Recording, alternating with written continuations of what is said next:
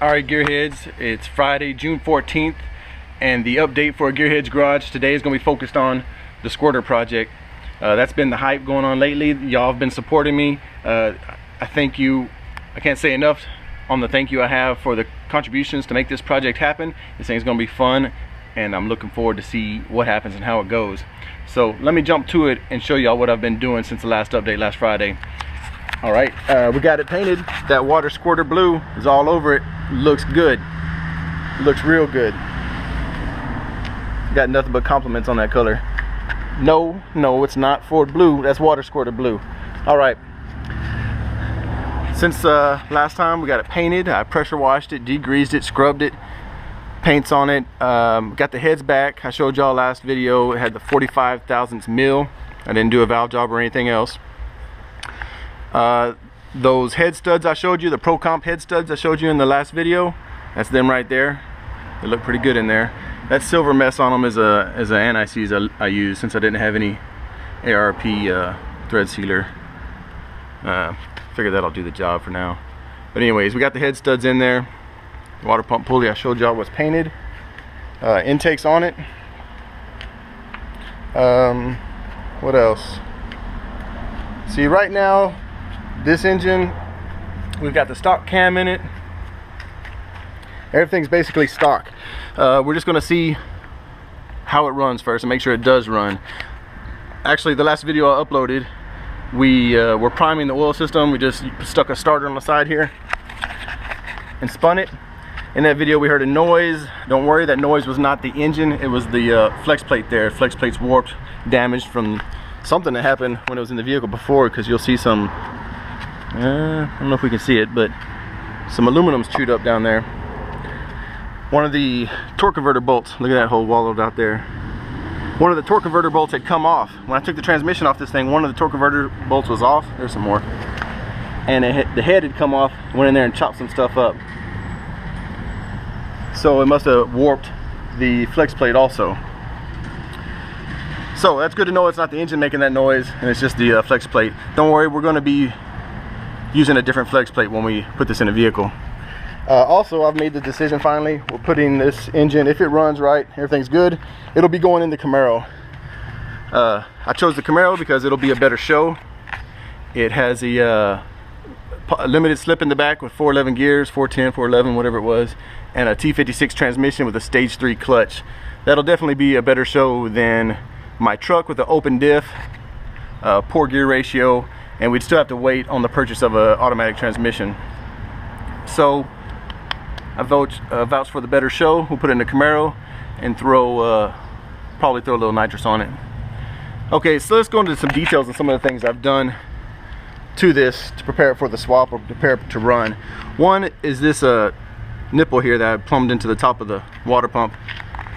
That is so I don't have to run this. This is the steam vent tube that I've been talking about. A lot of you guys have been messing with small block Chevys, aren't used to seeing that. LS motors have steam vent tube that connects the heads across. This one particularly connects all 4 corners. I'll show you the back. This one connects all 4 corners. This allows steam, air bubbles to vent.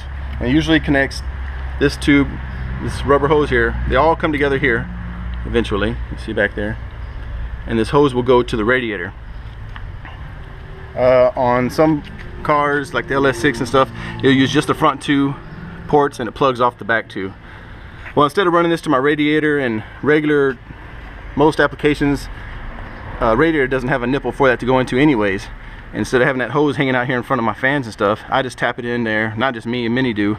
Tap it into the pump and let it run in there. One thing I was thinking about, I said in my last video though, is if we do run a Camaro intake, actually we will be running a Camaro intake, it comes down a lot, the throttle body comes down a lot lower, and it may not clear that nipple. If that's the case, we're going to have to move it to the side, one of the sides, and plug that one back off. Something to consider if you decide to do this. For truck accessories, it'll be fine. I've done this before, and it's fine. But it may cause a problem if you decide to run a car intake. So that's the steam vent tube cure. I also talked about clocking the water outlet neck there. If you run a car intake, you gotta clock it forward, take a chunk out here, and bend it down to clear the throttle body. Which I got pictures of that happening on another water pump I did.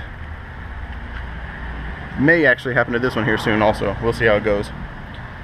What else?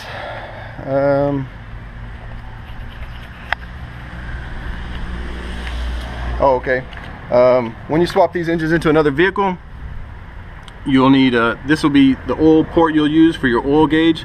You could take the stock oil pressure gauge off your truck, your car, whatever it is, and drill this out, tap it, and put your gauge in there. This one's actually not tapped right now because I had the tapped one on here, but when we primed the oil, it would have shot out of there, so I put this one in for now. Here, maybe I can find it.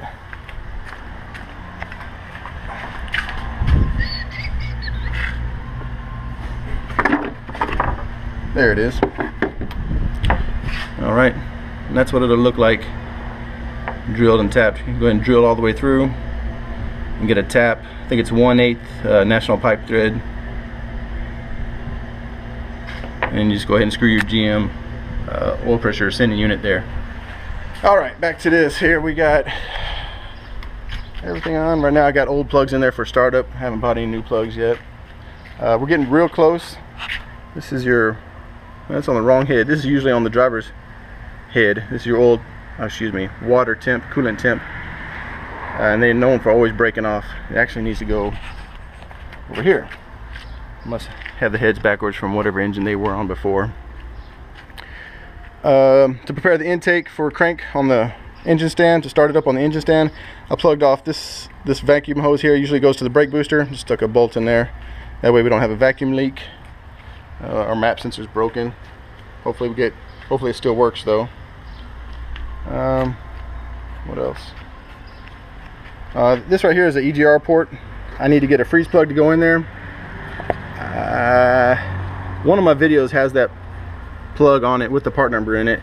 I think it's a Dorman part number freeze plug 555. Oh crud, I forgot the last 3 numbers now.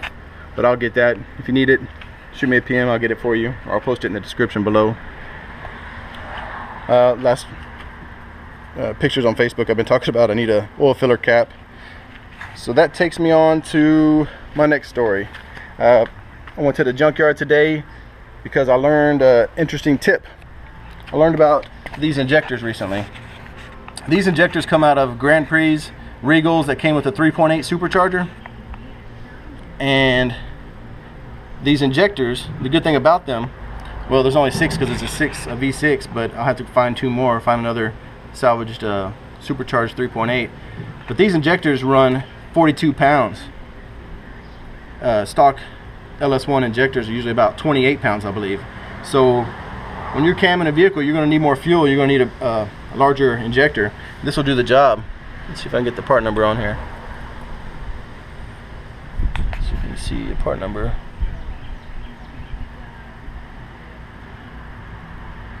Yeah, they're nasty and dirty right now. I need to clean them up. But that's a great tip, man, because you go out and try to buy some injectors, you're going to spend $300–400. These right here from a junkyard, you probably pick them up for 20 bucks. Actually, I know people who go and pull them from a junkyard and sell the whole set for 100 bucks. So either way, you can get a guy who's already pulled them for 100 bucks. That's not bad. Good deal. I also picked up a couple oil filler caps while I was out there. Alright, now, of course, I'm pulling these out of a supercharged 3.8. I've always wanted to play with the supercharged 3.8 just to see what I could do with it. I mean, I think it's supercharged. So I couldn't just leave the supercharger there. I had to go pull it out also. I grabbed the supercharger, the throttle body, and the base mount there with it. I don't know what I'm going to do with it, but one day I'll probably do something.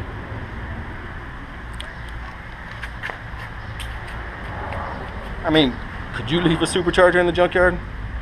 Spins over, everything's fine. Alright, so that's the Squirter. The plans for it this weekend. Tomorrow I'm obligated to be over at Nick's. We'll be working on the 93 Roadmaster 5.3 swap. We'll see what we can get done with that. Hopefully get the engine in. So it leaves me Sunday. Sunday's Father's Day. I'm probably going to spend Father's Day out here working on the harness for this. I'm going to pull the harness off my engine from my truck. I'll take this harness here, and I'll work on that. So hopefully Sunday I get the harness done, and the harness will be ready to go on the squirter. I'll try to capture as much information on that as possible so I can pass that on to y'all. The only thing left is we're waiting for the fuel pump to come in the mail. The computer's already been donated to us by Mike. I got a link for that in the description here too. So after the harness, this thing's ready to start up. This weekend I'll bolt the coils on and the exhaust manifolds also.